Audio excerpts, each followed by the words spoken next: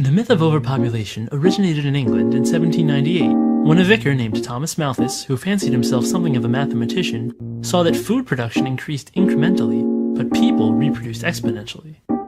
He sat down and did some simple math, and summarily decided that the world would be out of food by 1890. He blamed reduced mortality rates, and recommended killing off the have-nots of society, lest the haves starve to death.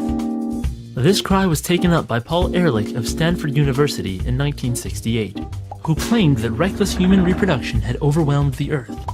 Massive famines would result, which would destroy, best case scenario, 1/5 of humanity by the end of the 70s, and the planet would follow. This fear produced large donations for the newly created UNFPA, which thrives on an imagined crisis that has been both imminent and rescheduled again and again over the past 2 centuries. The truth of the matter is that every family on this planet could have a house, with a yard, and all live together on a landmass the size of Texas, which is really just a small corner of the planet. The population of Earth will peak in 30 years, and then start to go back down. We're not overpopulated. Do the math.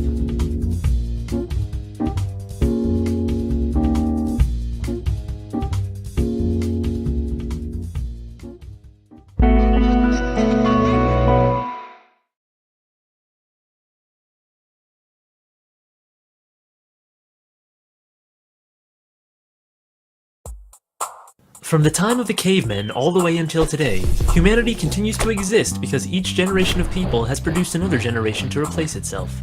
Scientists have figured out how many people need to be born each generation to replace the generation before. That number is 1 person per person. All things being equal, this creates perfect demographic balance. Since women are the only ones who can have children, replacing every person on Earth means each woman needs to have 2 children, one to replace her, and the other to replace the man, who cannot have children.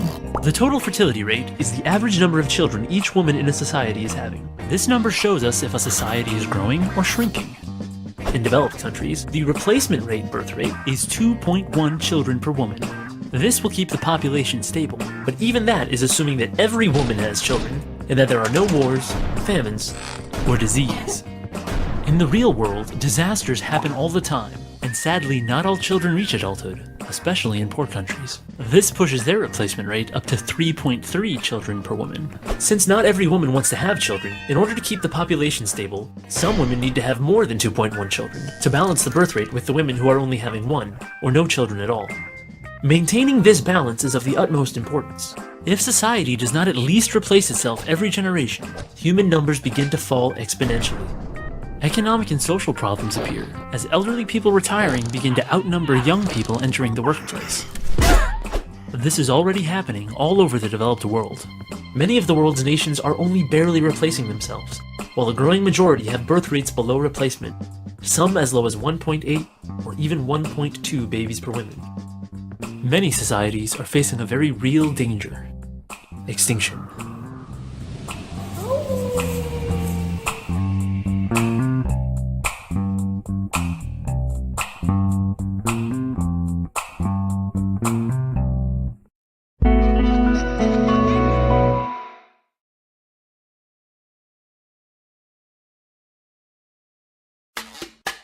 According to believers in overpopulation, there are so many of us on the planet that food production cannot possibly keep up. However, according to both the UN's Food and Agricultural Organization and the World Food Program, there is currently enough food on the planet for everyone to be well fed. Not only that, but we're growing this food on less land than we did in the past. This is why in the United States, for example, the government can afford to pay farmers not to grow food, but instead return their farmland to the wild. Modern technology also allows us to grow food on land where it would have been impossible to do so even a few years ago. Agricultural experts even believe that Africa, if cultivated using modern farming methods, could eventually feed the whole world, all by itself. Then why are people in many parts of the world starving? The World Food Program lists key causes of hunger, and overpopulation is not on that list. War, one of the leading causes of world hunger, destroys crops and disrupts relief efforts. Widespread poverty prevents many from buying the food that they need, and a lack of infrastructure means that there isn't a reliable way to transport food to areas that need it. This is why reducing the number of hungry people will not make the remaining people less hungry. Those who have access to the food will continue to have access to it, and those who don't will still be hungry. Reducing population will not magically cause food to be spread around equally. And blaming overpopulation for everything does nothing but distract us from the real problems that we actually have. Think about it.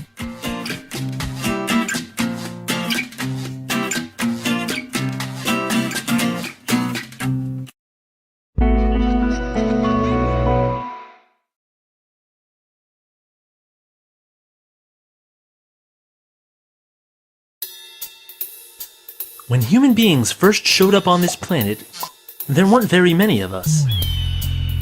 And we faced a hard life of meeting our basic needs.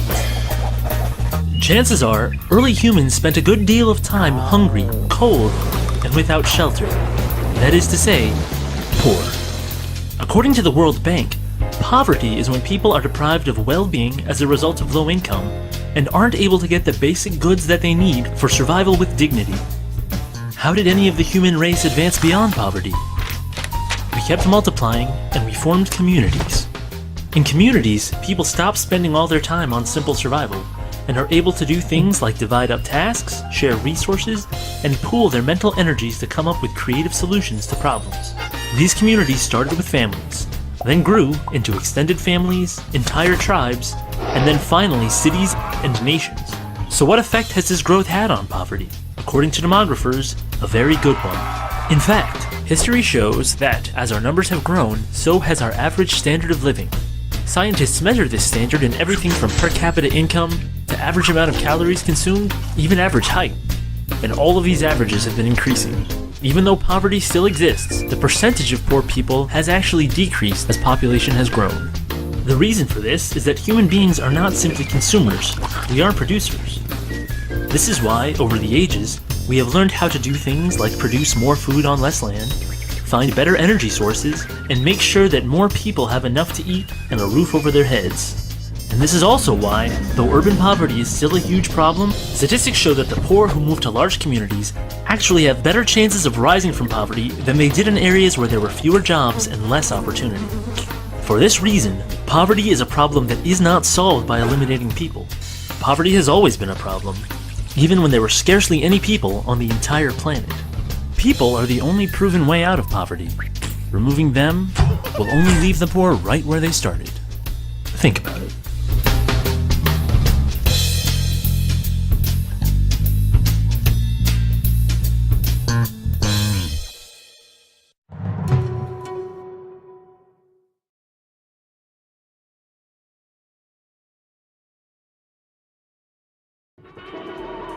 At some point in the year 2011, the Earth will hold 7 billion people on its surface, more people than any point in recorded history.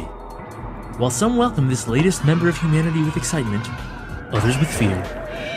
When people hear that we've been adding 1 billion people every 15 years, they imagine humanity's growth to look something like this. But 1 billion people isn't as high a percentage of humanity as it used to be. For instance, imagine this roller coaster car represents 1 billion people.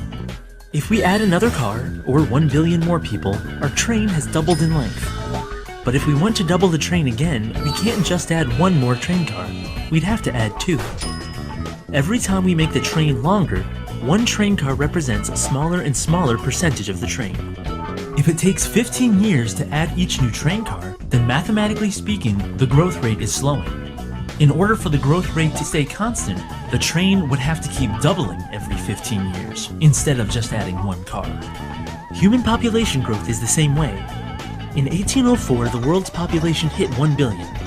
By 1927, that number had doubled. But by 1960, that number had only grown by half. By 1975, it was only growing by a third, and then a fourth, and then a fifth. To see how population growth is slowing down, we look at a number called the global total fertility rate, which is the average number of children each woman is having. And over the last 40 years, that rate has been rapidly falling. According to the UN's current data, the world's population is due to peak in 25 years. After it peaks, it will start to go down. By the end of the century, we'll be losing 1 billion people every 20 years. This year, the world's population will hit 7 billion. In 75 years, we'll be back here again. Think about it.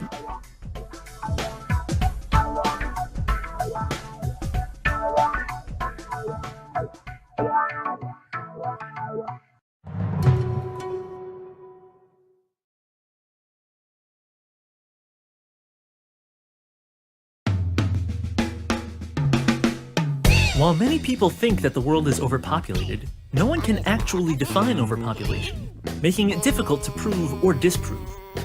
The best they can do is point to examples, such as traffic jams, homelessness, and long lines at the coffee shop. But these are not examples of global overpopulation. These are examples of urban overcrowding.